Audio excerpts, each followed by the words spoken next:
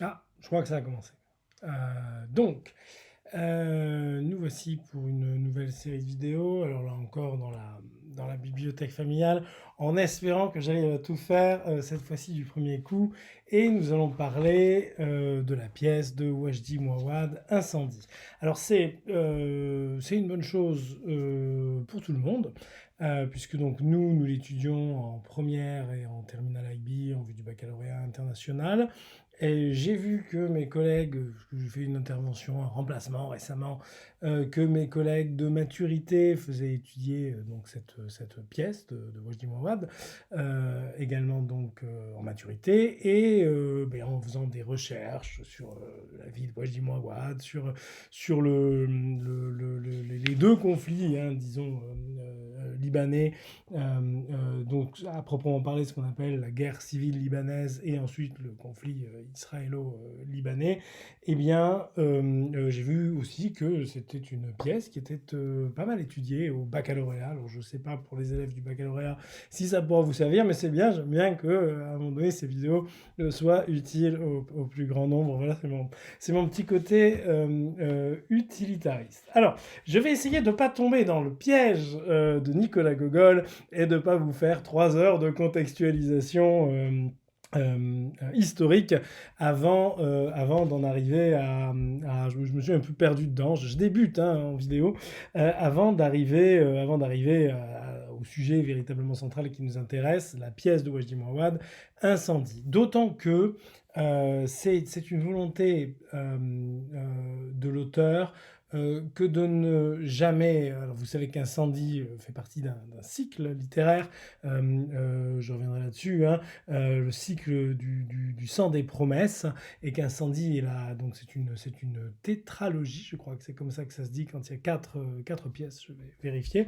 Donc littoral, incendie, forêt et ciel, donc qui clôt ce cycle du sang des promesses, dans lequel évidemment la vie de Monsieur Mouawad et la relation à son pays d'origine, le Liban, est, est, est systématiquement évoqué, mais le Liban n'est jamais cité. C'est une volonté, je dirais, universaliste de l'écrivain, que de ne pas réduire la réflexion à la fois tragique et épique qui est la sienne à un conflit personnel. Observez d'ailleurs que on va voir comment, à travers l'histoire du Liban et à travers l'histoire disons, du conflit libanais, des deux conflits libanais, je ne vais pas trop rentrer dedans, c'est vraiment complexe. Il y a un univers libanais qui résonne un univers, disons, arabisant, déjà dans le nom des personnages, et on parle beaucoup de milices. Or, bon, ben, le Liban, ce sont des situations, en fait, où les milices ont pris le pas sur l'armée. On le voit d'ailleurs encore tragiquement aujourd'hui, hein, ce qui se passe actuellement au Liban. N'est plus ni moins qu'une résurgence de ce conflit précédent, hein, notamment la naissance du Hezbollah, qui tient actuellement le sud Liban et une partie également, attendez, parce que je confonds mon est et mon ouest, de l'ouest, voilà, donc dans la partie qui borde la Syrie. Eh bien, tout ça est en fait une, comment dire, une résonance du conflit libanais. Alors je vais en parler rapidement, notamment pour insister quand même sur quelques points qui intéressent votre étude et qui, quand on connaît un peu l'histoire de ce conflit et certains événements qui s'y sont produits, on peut faire le lien avec certaines scènes de la pièce Incendie. Alors, l'espace aussi, évidemment, référentiel, volontairement masqué, en tout cas la partie libanaise, parce que la partie, elle, québécoise, elle est évidente, est beaucoup plus explicite. Je ne sais pas si vous avez vu le film de Denis Villeneuve, donc le cadre est beaucoup plus explicite dans le film. Voilà, donc sans plus tarder, nous allons commencer avec une brève, très brève, vous inquiétez pas, très brève histoire du conflit libanais.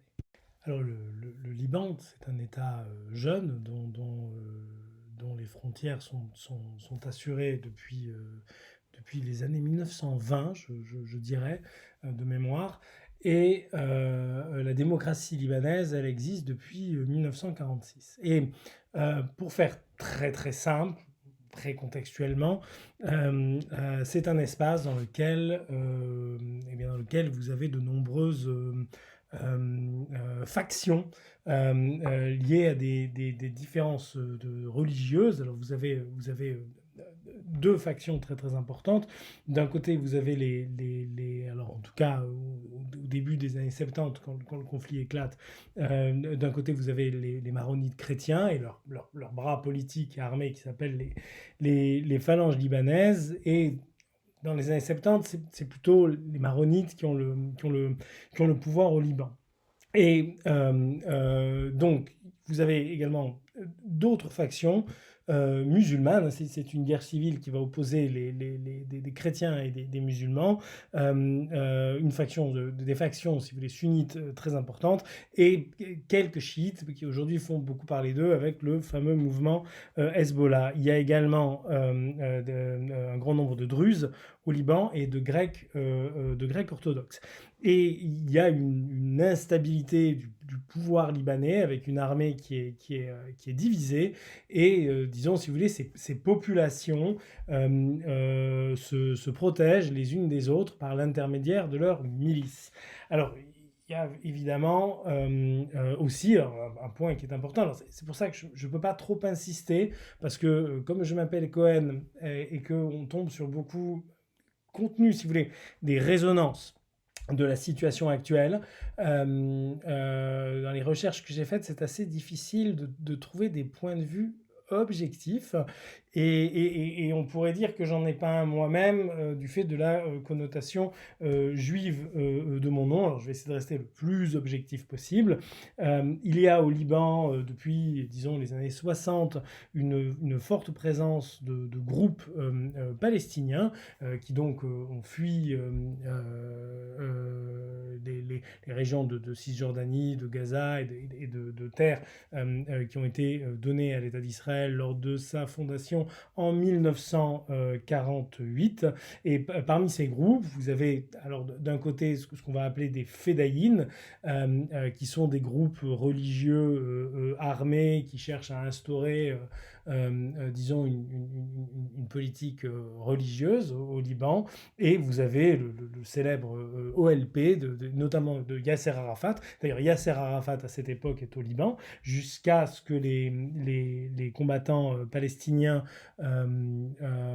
partent avec l'intervention de l'ONU. Je ne veux pas vous dire de bêtises. Il y a eu deux grands départs. Un dans les années 70, et celui qui est très très célèbre, c'est celui de 1983. Et je crois que là, Arafat part, je ne veux pas vous dire de bêtises, je crois qu'il part en Libye. Voilà. Et donc là, la démocratie libanaise, elle tient difficilement et fragilement du fait d'accords qui ont été signés au Caire et qui ne précisent pas bien, ou très injustement, en tout cas, ça il faut le reconnaître, disons l'intégration des populations palestiniennes. En gros, ils étaient comment dire, maintenus dans des camps de réfugiés. Puis ils ont commencé, si vous voulez, les gens, c'est normal, enfin, ils ont commencé à aller d'un camp à l'autre. Ils avaient interdiction de sortir des camps, et puis même ils ont commencé à sortir tout court, et ils ont essayé de prendre de l'importance dans la politique libanaise. Et donc les nationalistes chrétiens considèrent que leur patrie, le Liban, est, alors je les cite eux, hein, infesté d'étrangers. Alors on retiendra les deux camps très très célèbres, tristement célèbres, de Sabra et Shatila, et donc les fameux massacres de 1983 sur lesquels je reviendrai, parce que c'est important, ils sont évoqués quand même dans Incendie. Donc le conflit démarre le 13 avril 1975, et c'est un conflit qui va opposer les phalanges libanaises, donc les maronites chrétiens, aux groupes palestiniens au départ, notamment donc les fédayines, et une branche, disons, moins pacifiante que celle d'Arafat, si tant est qu'à cette époque il était très pacifiant, de l'OLP, vont venir se lier à ces groupes en conflit, des Druzes, des milices sunnites, des milices chiites et des milices orthodoxes. Alors le tout commence par l'assassinat du garde du corps de Pierre Gemayel. Alors c'est une particularité des maronites. Les milices maronites sont dirigées par cette famille. Enfin, je ne sais pas si c'est une famille, un clan. Enfin, je connais mal cette région du monde. Il faudra m'en excuser. Et donc à chaque fois leur chef c'est des Gemayel. Donc le garde du corps est tué lors de l'inauguration d'une église. On imaginera, je n'ai rien trouvé là-dessus, que ce n'était pas les gardes du corps qui étaient fusés, mais Monsieur Gemayel a priori. Et alors là, c'est important pour vous. S'ensuit quelques heures après, donc l'inauguration de l'église, c'était dans la banlieue de Beyrouth, et s'ensuit après le massacre de 27 Palestiniens dans un bus par vengeance de la part des milices maronites. Et c'est ce massacre dans ce bus qui met le feu aux poudres, si vous voulez, enfin, une poudrière qui était quand même déjà bien de droit d'exploser, et qui va principalement, si vous voulez, de 75 à 77, principalement opposer les phalanges libanaises, donc les milices chrétiennes, au groupe palestinien et à certains groupes musulmans libanais qui les soutiennent. Voilà. Donc pour vous c'est important parce que cette scène du bus, elle est évoquée dans Incendie. Et donc si en termes de repères spatio-temporels, le Liban n'est jamais évoqué, le bus, lui, est évoqué. Et ce bus, il est tristement important puisque c'est lui qui démarre le conflit de la guerre civile. Il y a une pacification du fait de la présence de la communauté internationale entre 1977 et 1982. Hein. Il y a une sorte de statu quo qui s'installe entre les belligérants, mais cette période est une période de forte tension et elle est ponctuée d'attentats. Et progressivement, autour d'eux les groupes palestiniens, alors des fédayines qui sont plutôt des groupes religieux ou de l'OLP. L'OLP c'était un groupe très proche de l'Union soviétique et des idées socialisantes et si vous voulez laïque. Hein. Yasser Arafat n'était pas un homme de religion, c'était un laïque, monsieur Arafat. Donc il y a un événement encore qui parmi ces attentats qui met le feu aux poudres, c'est l'assassinat. Bon, ça aussi c'est important parce que c'est présent dans l'œuvre.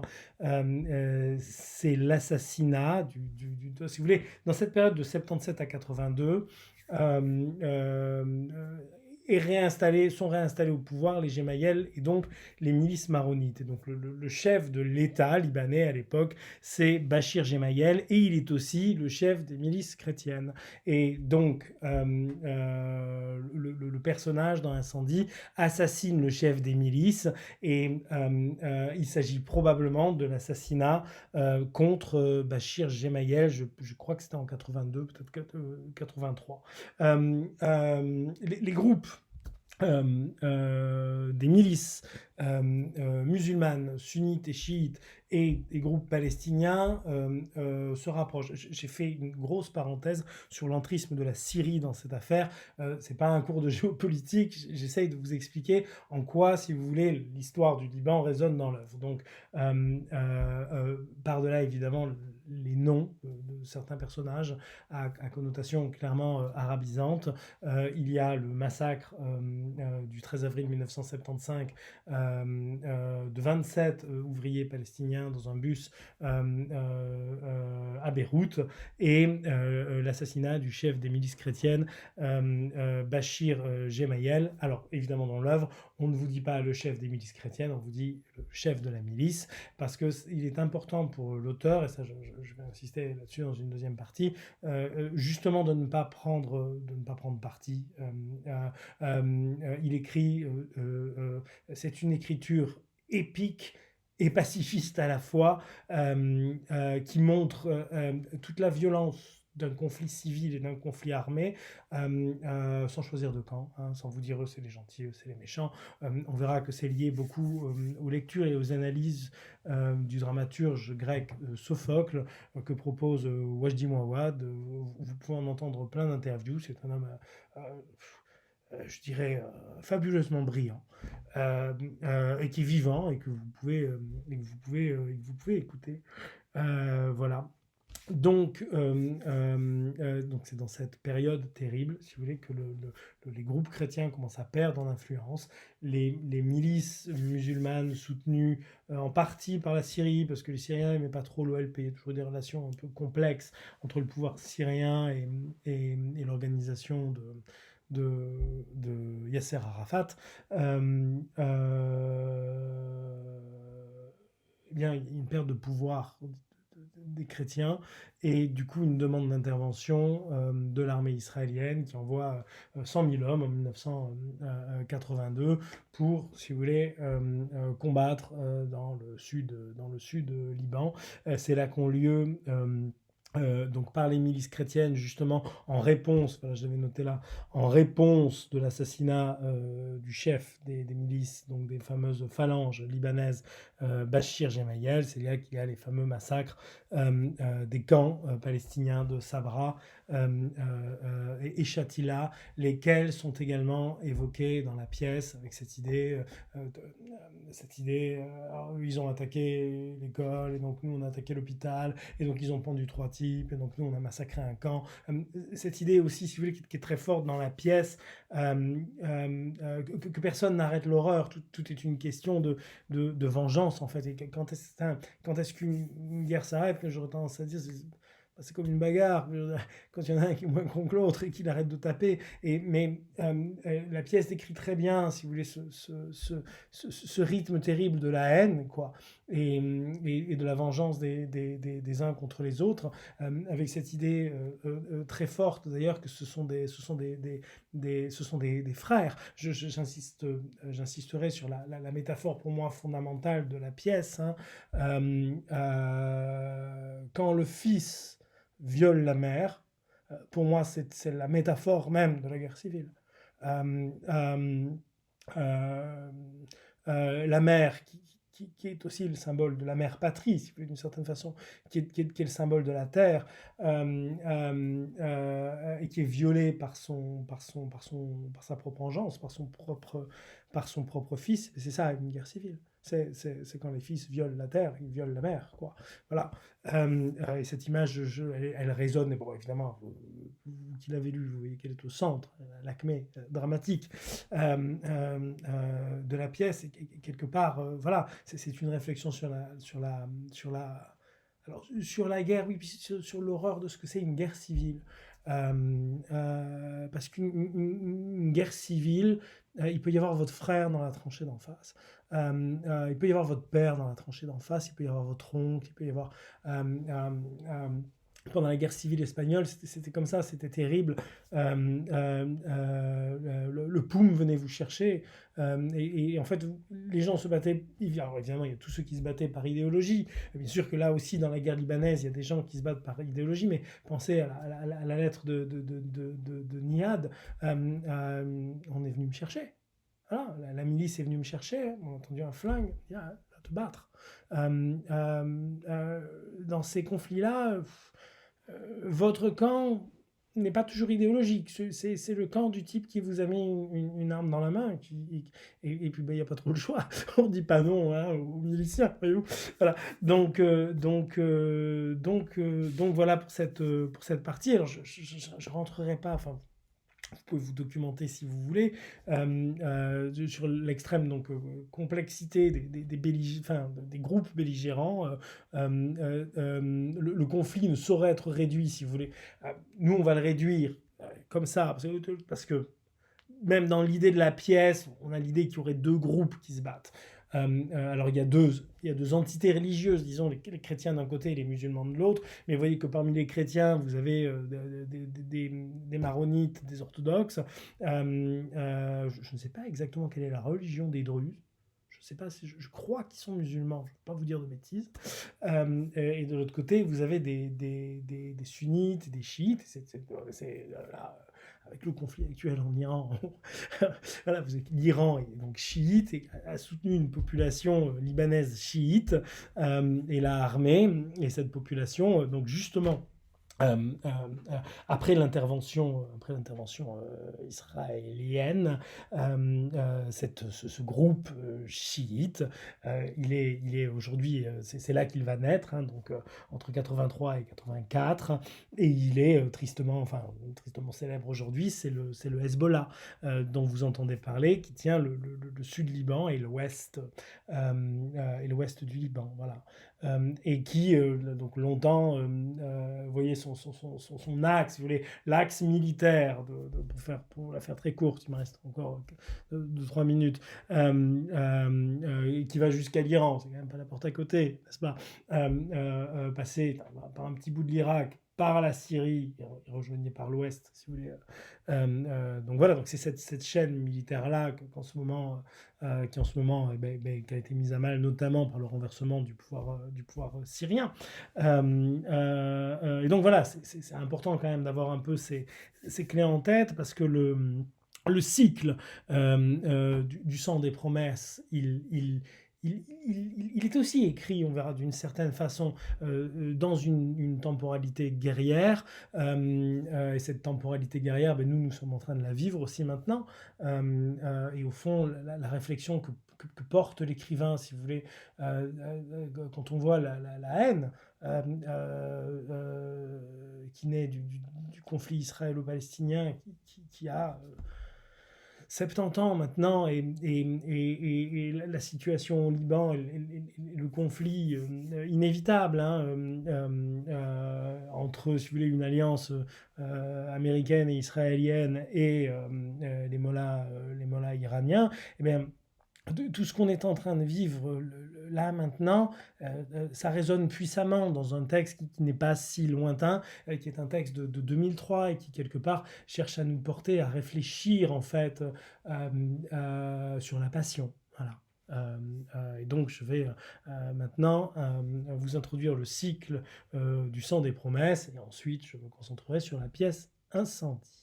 Donc petit erratum rapidement. Le Hezbollah tient le sud du Liban et l'est. Voilà. Parce qu'à l'ouest, c'est la mer. Mais comme j'ai dit ça, il faudra m'excuser. Je confonds ma droite et ma gauche. Par extension, je confonds l'ouest et l'est. Voilà. Voilà. La Suisse est à l'est de la France. Voilà. Et à l'ouest, c'est chez moi. C'est la Dordogne, là où je suis, et là où il y a la grande bibliothèque familiale. Les Druzes sont une sous-branche du chiisme qui est purement ismaélienne. Voilà, comprendra qui voudra. Je ne suis pas assez solide en religion pour voilà. Je sais que les chiites et les chiites, c'est si j'ai bien compris, c'est que le leader politique doit être connecté à la famille du prophète. Voilà. Alors que, si j'ai bien compris, pas chez les sunnites. Mais alors peut-être que certains d'entre vous qui connaissent mieux la religion musulmane sauront me dire, voilà, vous m'écrivez, hein, j.cohen@florimond.ch, voilà. Et vous me dites, monsieur, voilà, c'est ça, etc., etc. Moi, je serais ravi de l'apprendre. Voilà. Donc, le cycle du sang et des promesses se compose de 4 pièces. Littoral, qui a été écrite et jouée en 1997, Incendie en 2003, Forêt en 2006, Ciel en 2009, et tout ensemble, elles forment donc une tétralogie, c'est bien le terme, j'ai vérifié pour le coup, mais je dis pas que des conneries. Et alors j'ai dit, et je veux revenir là-dessus, que ces pièces aussi, elles s'ancrent dans un temps de guerre, particulièrement au Moyen-Orient.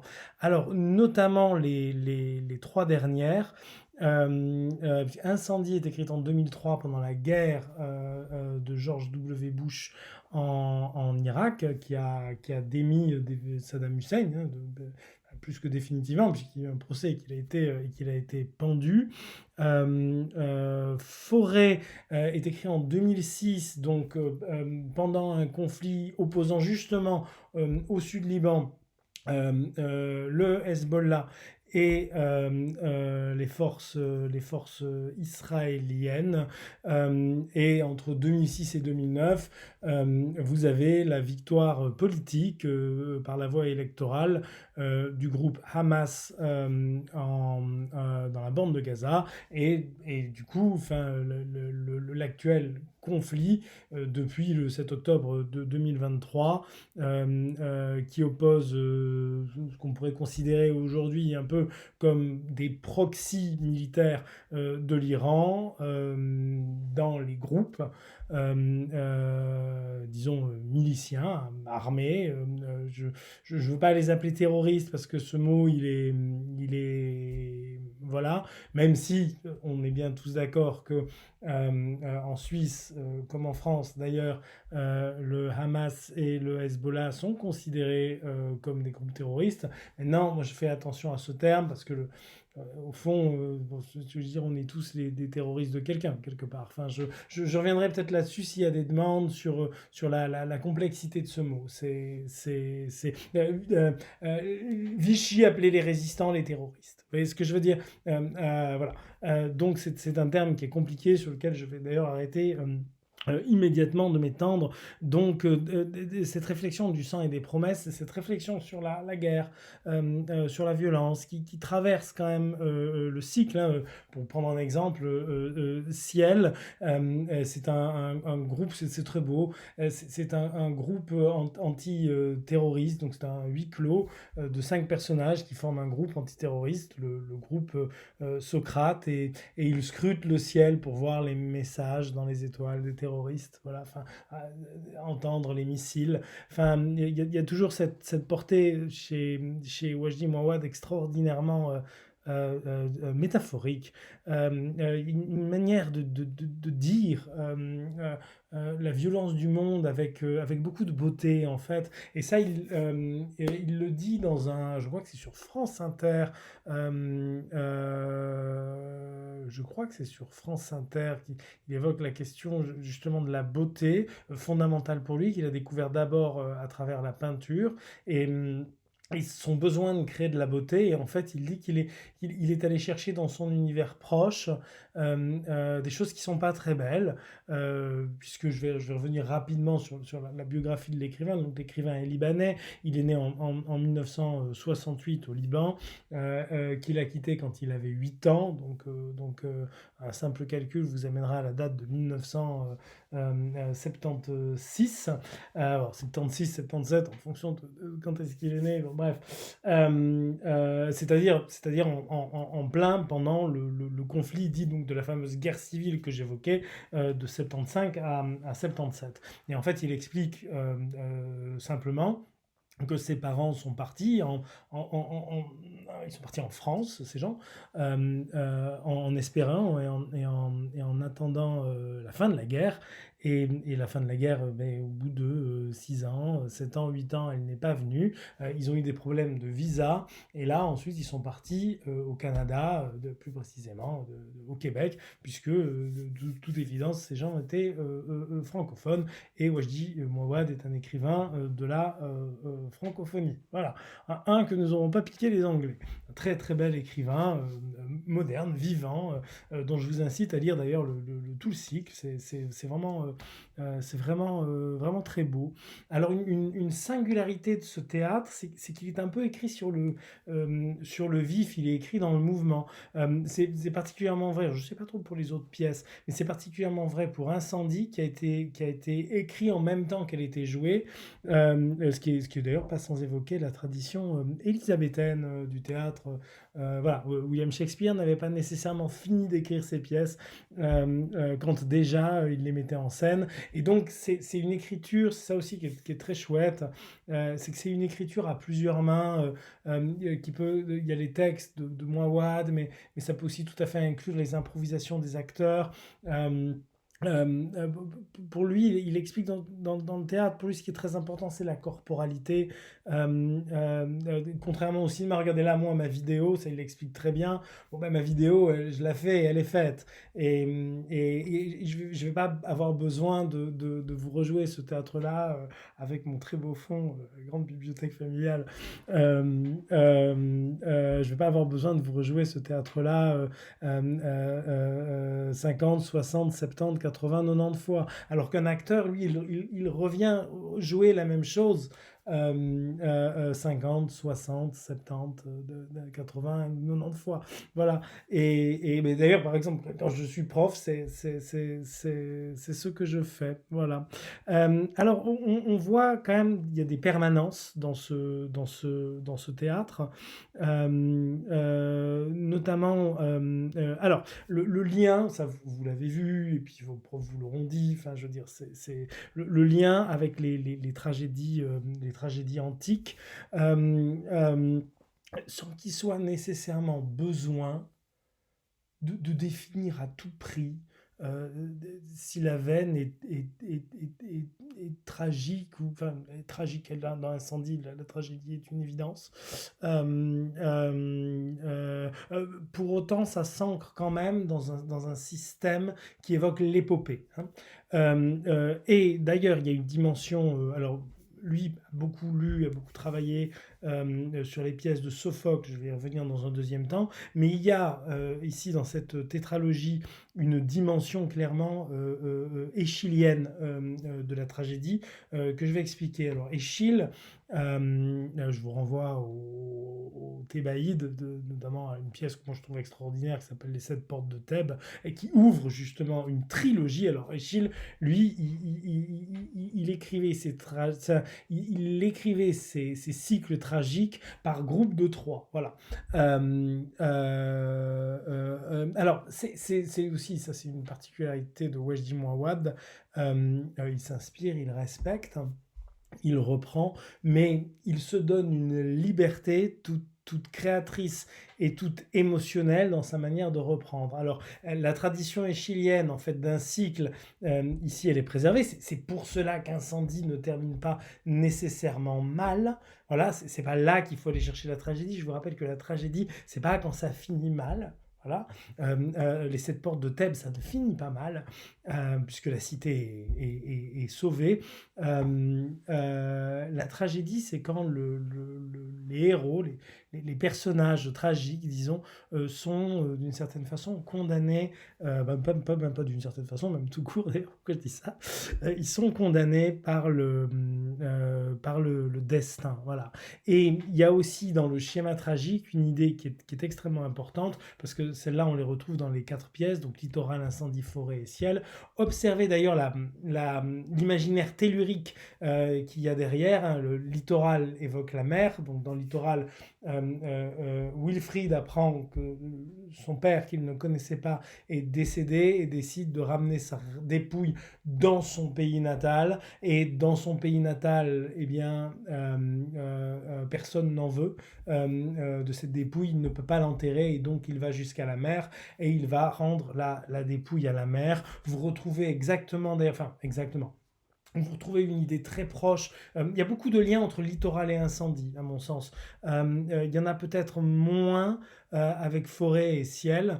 Donc littoral évoque l'eau, incendie au pluriel, c'est très important, évoque très clairement le feu, forêt, ben, c'est la terre, et ciel, c'est les airs. Et donc vous retrouvez ici ces 4 forces telluriques avec chaque fois un élément qui va être mis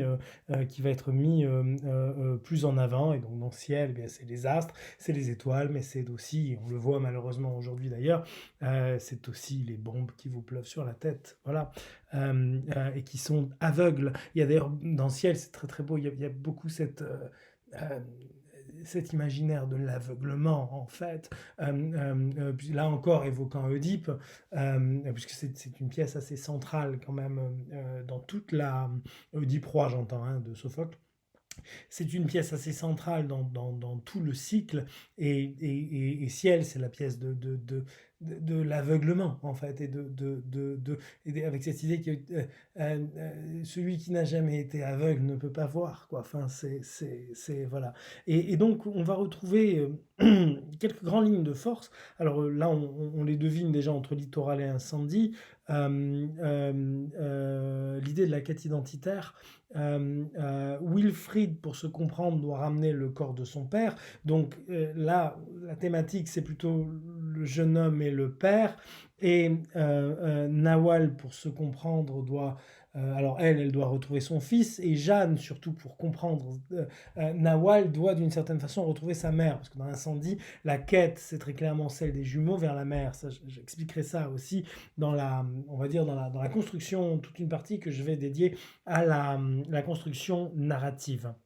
Donc, vous avez cette idée de la quête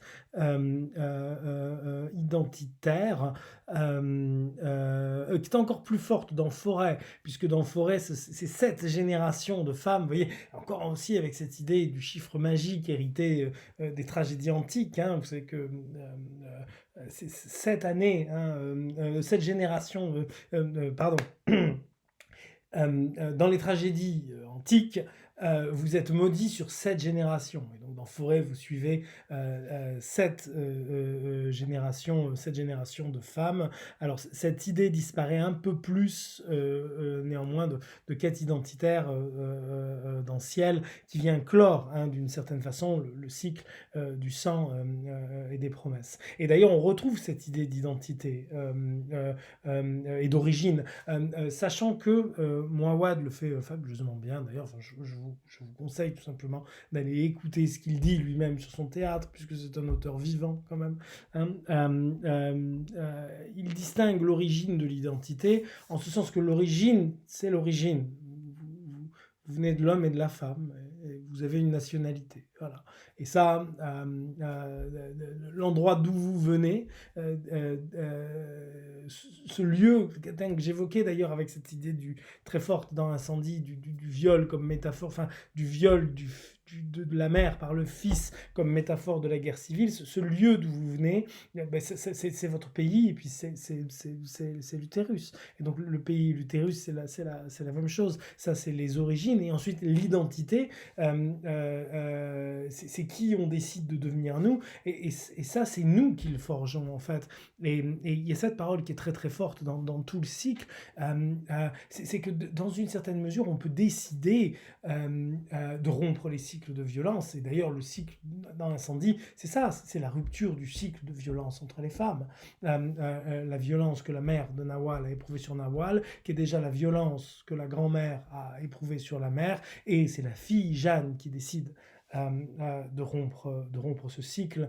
Donc, pardon, excusez-moi, si Littoral est clairement masculin, Incendie est lui beaucoup plus clairement féminin. Littoral est une quête masculine, le jeune homme qui cherche le père, et Incendie lui répond par la jeune femme qui cherche la mère. Et Forêt, c'est donc une succession générationnelle. Donc quête identitaire pour Wilfrid et pour Jeanne. On reviendra sur la dimension symbolique du personnage de Simon. Et cette idée, si vous voulez, donc cette idée du lien générationnel, donc la quête de l'identité, la quête des origines en fait, plutôt la quête des origines qui me permet de savoir qui je suis. Hein, Wajdi Mouawad, quand il parle de son théâtre et de tout ce que la tragédie grecque y a apporté, il cite cette maxime qui était écrite en haut de l'oracle de Delphes, connais-toi toi-même. Et c'est, disons, la chose primordiale, c'est se connaître, disons, d'abord soi-même, et chercher à se connaître soi-même pour comprendre qui on est. Hein. Et donc, le lien ensuite entre l'origine, qu'on ne choisit pas, et l'identité quelque part que l'on peut choisir. Voilà pour pour cette partie. Alors, l'importance des Grecs aussi, l'intelligence de la parole de M. Mouawad, notamment quand il y a eu les attentats du 7 octobre, ce qu'il dit qu'il a appris des Grecs et principalement de Sophocle, c'est la mesure en fait. C'est d'essayer de ne pas se laisser déborder par nos passions. Et il avait dit quelque chose de très bien et de très vrai, c'est que on a l'impression dans certains discours politiques qu'on entend, peut-être un peu moins en Suisse, alors terriblement en France en ce moment quand même, il y a quand même une terrible absence de nuances. Mesures et de tentatives de comprendre l'autre en fait. Et ça c'est ce que la poétique et la tragédie antique lui apportent. Donc j'ai évoqué la dimension échyllienne des tragédies en cycle. Il y a un autre élément important, donc c'est ce qui fait que ça ne termine pas nécessairement mal. Chez Échille, vous avez toujours la double dimension du cycle tragique. Vous avez celle des héros et celle de la cité. La question étant de savoir, à la fin, est-ce que la cité sera préservée et du coup, mais il y a une très grande puissance de cette métaphore, et c'est par là que je vais commencer la troisième partie de ce cours, disons, oui, on peut plus ça un cours. C'est la volonté de rendre émotionnel le propos et de le rendre, universel. Donc oui, une clé pour comprendre le théâtre de Wajdi Mouawad, je pense, pour comprendre le cycle du Sang des Promesses, et donc Incendie, la pièce que vous avez à étudier, elle est avant tout à chercher dans le rôle, disons, que Wajdi Mouawad s'attribue et attribue à l'auteur, attribue au dramaturge. Dans une interview alors là encore je sais plus si c'est sur France Culture ou sur France Inter, je crois que c'était sur France Inter, il explique deux choses. Pour lui le théâtre, d'autant que par rapport à sa génération, parce que alors, certains de mes étudiants de première et de terminale, donc en IB, hein, je le dis là, je fais une petite parenthèse pour les IB, étudient le théâtre d'Henrik Ibsen, qui se veut être un théâtre réaliste. Donc dans la veine de la littérature réaliste européenne et américaine qui se développe dans la deuxième moitié, disons, du 19e siècle, même la deuxième moitié, je dirais, de la deuxième moitié du 19e siècle, honnêtement. Mais à cette époque-là, si vous voulez, le théâtre peut avoir cette portée réaliste, au sens, attention, hein, au sens du réalisme tel que l'entendent je ne sais pas moi, les Maupassant et les Zola. Hein. Le théâtre peut avoir cette fonction réaliste parce qu'il n'est pas concurrencé avec le cinéma. Or aujourd'hui, en 2003, 2003, enfin en 2025, enfin en 2003, disons, quand Wajdi Mouawad écrit La pièce incendie, ou même si vous voulez en 1997, quand il commence le cycle, eh bien, vous avez une concurrence très forte du cinéma. Enfin, du coup, le théâtre, disons, contemporain, le théâtre extrêmement moderne, va se détacher de cette fonction réaliste, qu'on pourrait dire qu'il a eu jusque dans les années 50. Hein, pensez aux grands réalistes américains, Tennessee Williams, voilà, ou alors je ne sais plus comment s'appelle l'auteur de ce qu'au départ c'est des pièces de théâtre. Hein. Tramway nommé Désir, c'est une pièce de théâtre, et 12 hommes en colère. Alors je ne sais plus qui est l'auteur. Je ferai encore un erratum. Vous connaissez mon mode de fonctionnement. Bon, jusque là, vous avez vous avez peut-être un théâtre réaliste, et puis vous voyez d'ailleurs ce théâtre réaliste, ces pièces, elles ont été transposées au cinéma, puis disons, on va dire, dans le théâtre extrêmement contemporain, celui des années 80, 90. Je pense à Bernard-Marie Coltès, par exemple. Il se défait, si vous voulez, d'une certaine façon du réalisme, pour aller vers des choses beaucoup plus métaphoriques. Alors, le théâtre n'a pas, pour Wajdi Mouawad, il n'a pas une fonction réaliste. Et Wajdi Mouawad, il considère qu'il n'est ni un prof, comme Bibi, par exemple, ni un historien, et que son but, ça n'est pas de reproduire la guerre civile libanaise exactement comme elle a eu lieu. Et d'ailleurs, dans une deuxième partie de cette cellule vidéo, par rapport justement à la portée universelle, je vais revenir dessus. Lui, son but, si vous voulez, c'est de provoquer chez le spectateur l'émotion et la réflexion. Et je dirais, pour reprendre un peu la question de la tragédie, et créer une certaine catharsis, telle qu'elle apparaît notamment à la fin d'Incendie. J'essaie quand même de plus en plus de focaliser sur votre pièce.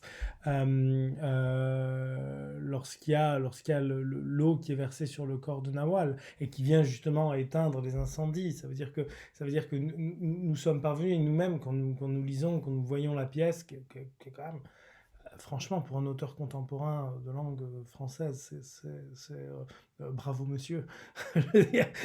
C'est quand même très très puissant, et très très beau. On sort nous-mêmes un peu nettoyé de cette violence, et de cette haine qui est évoquée, enfin, qui est mise en scène par Wajdi Mouawad, par la puissance du corps et des mots. J'essaierai de revenir sur l'importance de la corporalité, peut-être notamment quand je parlerai du personnage de Simon. Donc, vous avez cette première chose. Le but, c'est d'émouvoir. Le but, c'est pas de vous refaire l'histoire du Liban. Vous voyez ce que je veux dire? Et du coup, c'est aussi de s'ouvrir fondamentalement un droit à la création. Donc, c'est inspiré des mythes antiques. Il y en a alors, qui traverse très très clairement tout le cycle du sang des promesses, c'est Oedipe. Voilà.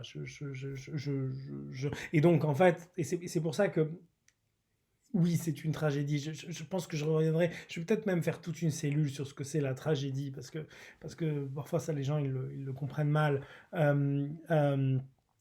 C'est une tragédie, elle est fondamentalement oedipienne, mais dans Incendie, vous ne voyez qu'une partie de l'histoire d'Oedipe, vous voyez.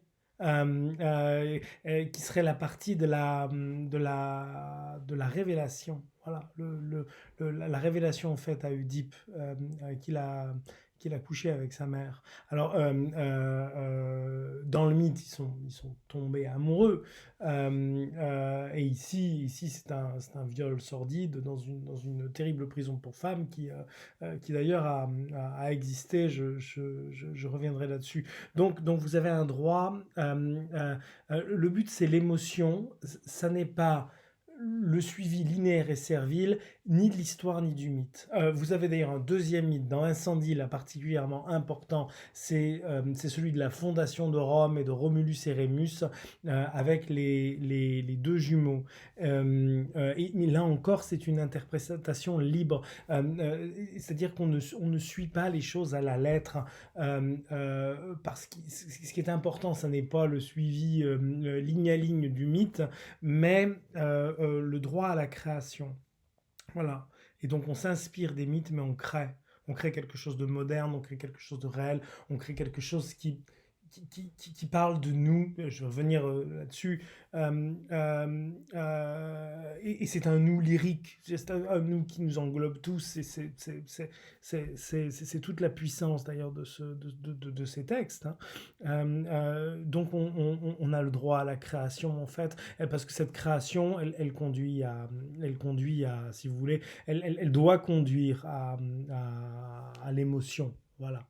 D'ailleurs, je refais une petite parenthèse là-dessus. Jean Racine, enfin, je veux dire, plus classique que ça, tu meurs, disait l'autre. Jean Racine, par exemple, quand il écrit Iphigénie, il prétend, alors les versions antiques ne lui conviennent pas, parce qu'elle ne correspond pas à son temps, ça je peux vous l'expliquer rapidement. Et donc il prétend qu'il aurait trouvé une troisième version dans laquelle il y aurait deux Iphigénies, la gentille Iphigénie et la méchante Iphigénie, et qu'au fond la méchante Iphigénie elle est punie et la gentille Iphigénie elle est sauvée par son papa. Alors cette version, il n'y a que Jean Racine qui l'a trouvée. Donc vous voyez, il prétend qu'il imite, mais en fait il adapte. Et c'est normal, enfin je veux dire quelque part, cette idée comme quoi la fonction imitative du classicisme, si vous voulez, ou donc de la reprise des mythes antiques, ça serait une imitation servile, mais ça n'a aucun intérêt. Parce que si c'est pour imiter servilement un truc, ben juste vous lisez l'autre.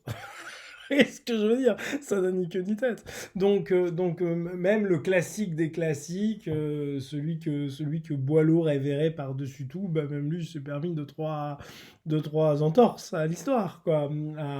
Alors lui, à son époque, il prétendait qu'il avait trouvé une version, voilà. Je sais qu'en IB, vous avez fait Phèdre en seconde, c'est pas tout à fait l'original. Alors dans le cas de Racine, c'était remanié pour plaire au public précieux. Voilà. Il fallait que ce soit pas trop choquant, il fallait que ce soit. Alors qu'au contraire, la tragédie antique, c'est plutôt le truc choquant par excellence. Enfin, c'est les grandes tragédies antiques, c'est le viol, l'inceste, le massacre, la cité qui prend feu. Enfin, vous voyez ce que je veux dire? C'est la dévoration des enfants. Enfin voilà, parce que en fait, si vous voulez, d'un point de vue un peu freudien, qui est d'ailleurs le point de vue de Mouawad, hein, comme je disais, un théâtre qui n'a pas une fonction réaliste, donc qui est à la fois imaginaire et freudien. Vous savez l'interprétation freudienne du mythe d'Oedipe, je vais revenir dessus. Je pense que je garderai la dimension universelle plutôt pour l'ouverture, donc dans la deuxième vidéo qui sera entièrement consacrée à Incendie. Bon, la dimension freudienne des mythes, qu'est-ce que c'est? C'est nous permettre de nous exprimer sur les grands tabous. Presque originel, hein, qui était là avant les Grecs. Vous voyez, le tabou de l'inceste, on le trouve dans toutes les civilisations et dans toutes les cultures. Certains théoriciens de la préhistoire pensent que c'est une sorte de tabou fondamental qui s'est développé partout chez Homo sapiens sapiens. Donc, si vous voulez, le mythe permet d'évoquer les grands tabous et de dire c'est pas des tabous pour rien. Si on outrepasse le tabou, consciemment ou non, parce que le pauvre Oedipe, lui, il ne sait pas qu'il tue son père et qu'il couche avec sa mère. Si on outrepasse les grands tabous, ben alors, la fin ne saurait être que funeste. C'est terrible. Et comme les destinées des héros antiques sont tous des rois et des reines de Grèce et de Rome, donc leur destinée est connectée un peu comme dans Hamlet, si vous voulez. Leur destinée est connectée à la cité. Et si leur destinée est funeste, alors elle est funeste pour toute la cité qui est détruite, qui prend feu. C'est là encore l'image, si vous voulez, de l'incendie. Alors évidemment, c'est l'incendie intérieur, mais c'est l'incendie de la cité au sens, le ravage terrible de la guerre civile. Voilà pour la dimension tragique et si vous voulez, l'idée d'une inspiration du mythe, mais de la liberté de la création. Et je voulais juste vous dire ça, parce que je voulais dire que Jean Racine lui-même, au fond, il apprenait la liberté de la création, parce que sinon, c'est naze. Voilà. Ça sert à, sinon, regardez même les remakes américains au cinéma, et ils s'autorisent la création. Enfin, sinon où est l'œuvre d'art? J'aurais tendance à dire où est la singularité de l'artiste? Et même ce qu'on appelle après coup, d'ailleurs, ne l'oubliez pas, ça, je le dis surtout pour les jeunes qui sont en maturité, parce que je sais que vous faites plus l'histoire de la littérature, disons, n'oubliez pas que les classiques ne se sont jamais appelés les classiques. Voyez pas les mecs sortir et dire je suis classique, voilà. Non, c'est Nissard qui a dit ça. C'est les historiens de la littérature, de la Restauration, qui ont érigé la deuxième moitié du XVIIe siècle, le règne de Louis le Grand, comme le moment, si vous voulez, un moment de perfection littéraire, mais c'était dans une visée politique. Alors, s'il y a des gens qui veulent que j'explique ça, vous me dites, je le ferai. J'ai un bon, pour avoir travaillé sur les néoclassiques français et la littérature de droite, si vous voulez, du XXe siècle, je maîtrise bien cette question-là.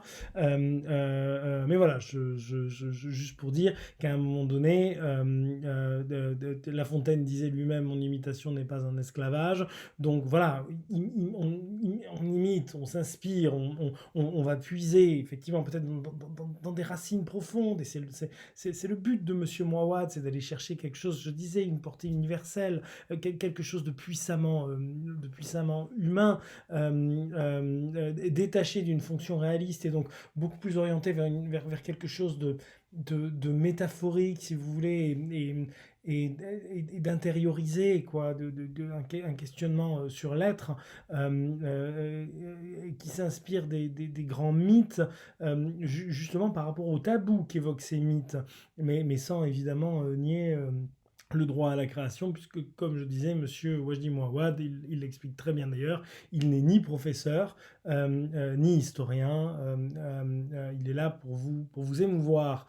C'est ça le rôle de l'artiste, hein. Il le dit d'ailleurs magnifiquement dans une interview, mon but c'est de foutre le feu.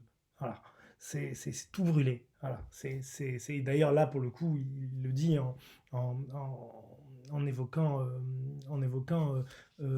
incendie. Et donc dans la relation à la beauté qui est celle de Wajdi Mouawad et qu'il explique très bien.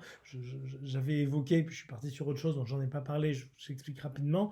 Mais ce qu'il dit très simplement, c'est qu'il est allé chercher dans sa vie personnelle, dans l'histoire de ses origines, hein, puisqu'il distingue, je vous l'ai expliqué, l'origine de l'identité, et bien, il est allé chercher dans l'histoire de ses origines des choses peut-être un peu terribles, des choses qui peut-être sont pas très belles, qui sont la guerre civile notamment, et il a essayé de leur donner de la beauté. Il a essayé de chercher de la beauté dans l'horreur du monde. Alors là, je reviens pour les miens, c'est un parallèle que vous pouvez faire avec l'œuvre extrêmement esthétisée dans son cas de Charles Baudelaire, qui lui aussi cherche à révéler une autre beauté. Voilà. Et c'est peut-être en ça, si vous voulez, que Baudelaire initie la modernité. Voilà, par la puissance de cet oxymore, non, d'aller chercher la beauté dans la laideur. Voilà. L'or dans la fange, quoi, hein, l'or dans la boue, quoi. Enfin, vous voyez, avec cette idée un peu alchimique qui est là depuis le XVIIe, XVIIIe, XIXe siècle, voilà. Il y a une alchimie aussi chez Wajdi Mouawad, puisqu'on joue sur les 4 éléments, comme je vous disais, hein, l'eau, la terre, le feu, l'air. Et alors, du coup, j'explique aussi le lien à Sophocle rapidement, et le lien à Oedipe. Oedipe, c'est l'histoire d'un aveuglement. Et cette question de l'aveuglement, elle apparaît dans la dernière partie du cycle du Sang des Promesses, dans Ciel. C'est celui qui a été aveugle et qui maintenant voit. On retrouverait cette idée aussi peut-être dans l'incendie, avec la révélation qui est faite à Nihad, devenu Abu Tarek. Euh, euh, parce que quand la destinée change, le personnage change de nom. Ça vous l'avez beaucoup dans Incendie, hein. Et Jeanne de devenir Jawal, ça c'est une connotation biblique pour le coup. Abraham devient Abraham, vous voyez, parce que son nom se transforme, parce que sa destinée change. Voilà, ça, retenez-le. Peut-être vous pouvez le mettre quelque part dans une pauvre dissertation triste, là, la dissertation qu'on vous demande de faire, ou papier 2 pour les miens.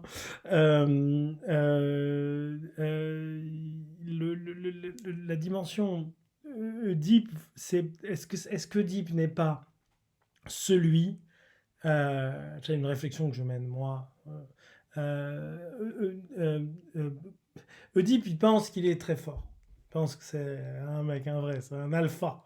Et il pense qu'il est capable d'affronter toutes les vérités. Or, qu'est-ce qui détruit Oedipe? C'est la vitesse de la découverte d'une vérité qui tue. C'est pas tant la vérité en tant que telle. Et d'ailleurs, sans doute que M. Mouawad, il fait un lien lui-même, parce que qu'est-ce qui détruit Oedipe? C'est la découverte de ses origines et de ce qu'il a fait de ses origines, vous voyez. Et c'est la vitesse avec laquelle il le découvre. C'est pas tant la découverte en soi que la vitesse avec laquelle il découvre cette vérité. C'est souvent la vitesse qui tue. Ayrton Senna, le conducteur de Formule 1, il s'est tué lors d'une course automobile. C'est pas la course qui a tué Ayrton Senna, c'est pas la voiture qui a tué Ayrton Senna, c'est la vitesse à laquelle il arrivait dans le virage qu'a tué Ayrton Senna. Voilà. Ici, c'est un peu la même chose. Ça n'est pas la vérité qui tue, c'est la vitesse avec laquelle vous allez la découvrir. C'est la vitesse qui tue. Et justement, le personnage de Jeanne, d'ailleurs, c'est dit à un moment donné dans la pièce qu'il y a peut-être des choses qu'on ne devrait jamais savoir.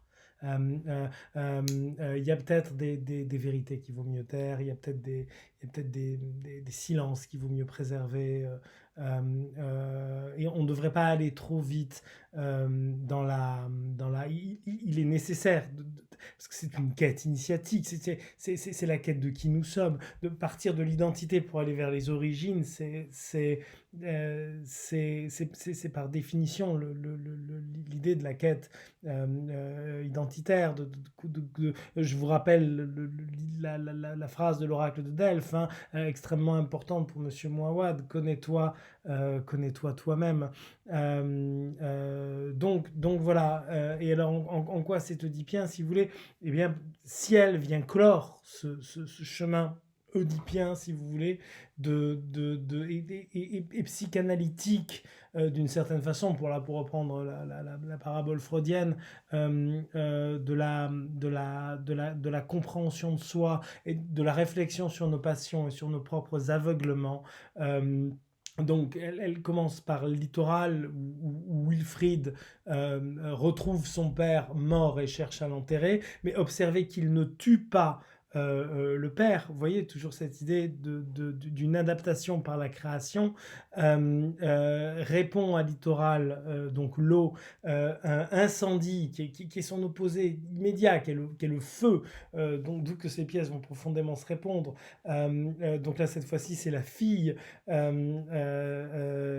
qui cherche la mère, et en cherchant la mère, elle cherche ses propres origines, et elle découvre que elle vient de ce tabou terrible de l'inceste.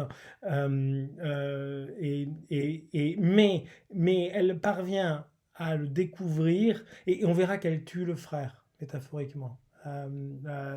Ça, j'expliquerai. Ça, c'est la parabole romaine. Ça, c'est le mythe de Romulus et Rémus. Vous savez que Romulus tue Rémus. Et d'une certaine façon, Jeanne tue Simon. Ça, je l'expliquerai vraiment dans mon analyse d'incendie. Donc, elle découvre la vérité, elle vient de l'horreur. Et du coup, Niad aussi découvre par les lettres qui sont données, la lettre au frère et la lettre au père, bien il y a celui qu'on aime, qui est l'enfant, qui est Niad, et il y a celui qu'on déteste, il y a le bourreau, il y a Abou Tarek, c'est cette double identité du personnage de Niad. Dans Forêt, c'est la condamnation générationnelle et c'est la violence entre les femmes et c'est encore une image de leur aveuglement et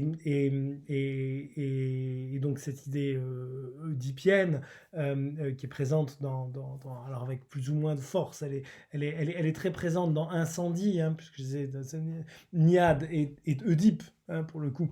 Donc dans Incendie, c'est Oedipe qui comprend ce qu'il a fait, il comprend l'inceste, et dans Ciel, eh bien, c'est le fanatisme dans lequel on se crève les yeux. Mais là encore, repris avec cette idée que c'est peut-être justement quand on a les yeux crevés que véritablement on peut commencer à voir. Voilà. Alors voilà pour le sang des promesses. Je crois que j'ai rien oublié. Je m'aperçois que j'ai oublié un truc, ben je vous ferai un petit erratum. Si, j'ai oublié l'erratum qui écrit 12 hommes en colère, j'ai pas encore cherché. Bah, écoutez, je vais le faire là en live devant vous, après tout comme ça on saura, nom de Dieu. Qui a écrit 12 hommes en colère? 12 hommes en colère est une pièce et c'est aussi... C'est aussi... Attendez, je vais mettre théâtre.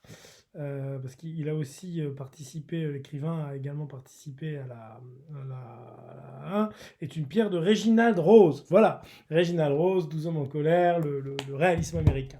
Donc voilà, je clôt ici donc toute la première partie sur la guerre du Liban et le sang des promesses.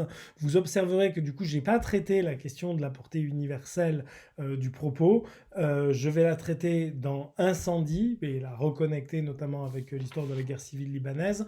Mais ce que je dirais sur Incendie est vrai dans l'ensemble du cycle. Voilà, sachez-le. Bah, merci si vous avez suivi cette vidéo. N'oubliez pas les pouces bleus puisque maintenant on est sur YouTube. Je n'ai pas l'impression que ça prenne encore des masses, mais là avec Incendie j'ai bon espoir parce que c'est étudié un peu partout, voilà, et que je vais vraiment vous proposer une analyse que je vais essayer de rendre la plus exhaustive possible parce que j'étais un peu pris par le temps, mais il se peut que j'en rajoute après dans les mois qui viennent, mai, juin, puis surtout cet été où là je vais avoir plus le temps de me consacrer à nos vidéos, puis j'ai d'autres œuvres à analyser. Voilà, si vous voulez, s'il y a des compléments que vous voulez, des choses que vous voulez que je traite, vous me le dites et moi je vais mettre ça dans un petit fichier quelque part que j'essaierai de pas perdre. Voilà, ils veulent que tu parles de ça, que tu parles de ça, que tu parles de ça. Voilà, vous me dites, voilà, ben merci. Voilà. Et donc on se retrouve vidéo suivante, donc la suite, une analyse que je vais essayer de rendre la plus exhaustive possible de la pièce Incendie.